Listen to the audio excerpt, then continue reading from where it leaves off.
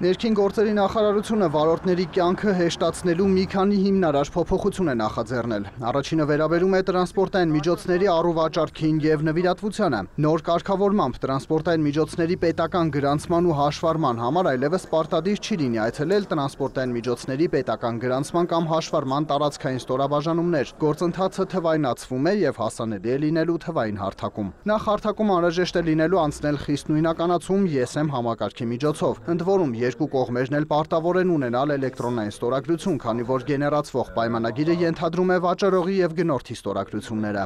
Ի սկզբանե վաճառողը հայտ է ներկայացնում ձեռքբերողին հարթակի միջոցով, ESM համակարգով նույնականացման անցնելու, ավտոմատ գեներացվում է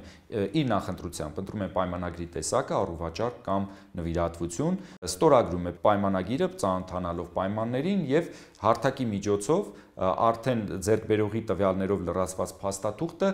հայտի միջոցով ներկայացնում է ուրեմն ձեռքբերողին։ Ձեռքբերողը նորից մուտք գործելով հարթակ, ESM ազգային համակարգի միջոցով ծանոթանում է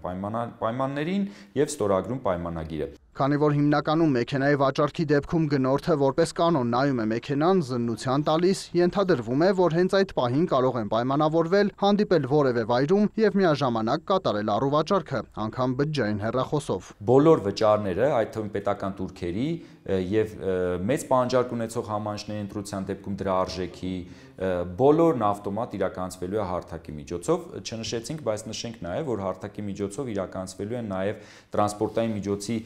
ձեռքբերման, վաճառքի եւ գրանցման գործողությունների անթույլատրելիության, ասենց ասած ստուգումը, պարզ ասենք, օրինակ, մեքենայի հետախուզման մեջ գտնվելու հանգամանքի,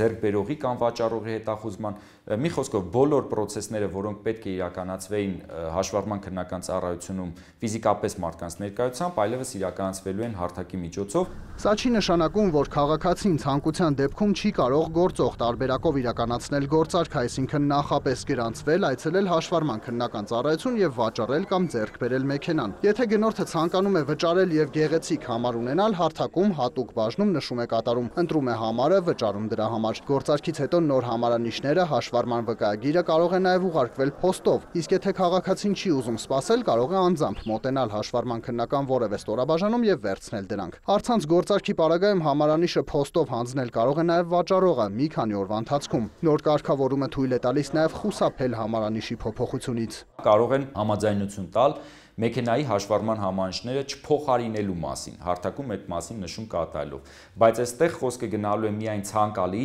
եւ հերթական համանիշների չփոխարինելու մասին եւ նման նշման դեպքում համանիշներն ուղղակի չեն փոխարինվելու, այսինքն ձեռքբերողի տրանսպորտային միջոցի հաշվառման համանիշները մնալու են նույնը։ Այստեղ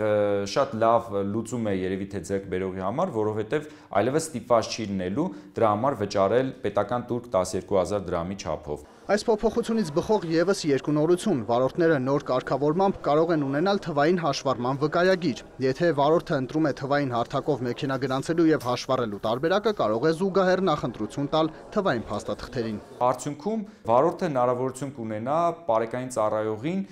ցույց տալ տրանսպորտային միջոցի թվային հաշվառման վկայագիրը եւ իր մոտ չպահել ֆիզիկապես պլաստիկ քարտի տեսքով հաշվառման վկայագիրը։ Բայց միևնույն ժամանակ պետք է ասենք, որ դա բոլորովին չի բացառի վարորդների կողմից իրենց նախընտրությամբ ունենալ նաև պլաստիկ քարտով կամ պլաստիկ քարտով հաշվառման վկայագիր ունեցող վարորդը ձեռք բերի միաժամանակ նաև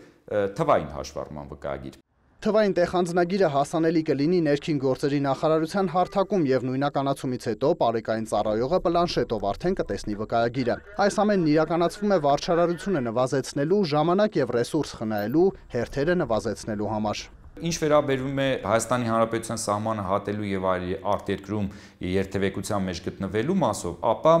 ոչ չեն կարողանա եւ այս դեպքում ստիպված կլինեն նաեւ ունենալ պլաստիկ քարտի տեսքով հաշվառման վկայագիր։ Այս փոփոխություններն ուժի մեջ կմտնեն սեպտեմբերի 1-ից։ Այս ամենին զուգահեռ կառավարությունը մեկ այլ նախագիծ է հաստատել, որը սակայն օրենքում փոփոխություններ կատարելու տարեպարունակում եւ պետք է ընդունի խորհրդարանը։ Խոսքը վարորդական վկայականները թվայնացնելու մասին է եւ նույն տեղանձնագրի սկզբունքով վարորդները հնարավորություն կստանան ունենալ նաեւ թվային վարորդական վկայական։ Արդյունքում վարորդը կարող է իր մոտ չպահել վարորդական վկայական եւ տեղանձնագիր ու հանգիստ շահագործել մեքենան առանց տուգանվելու։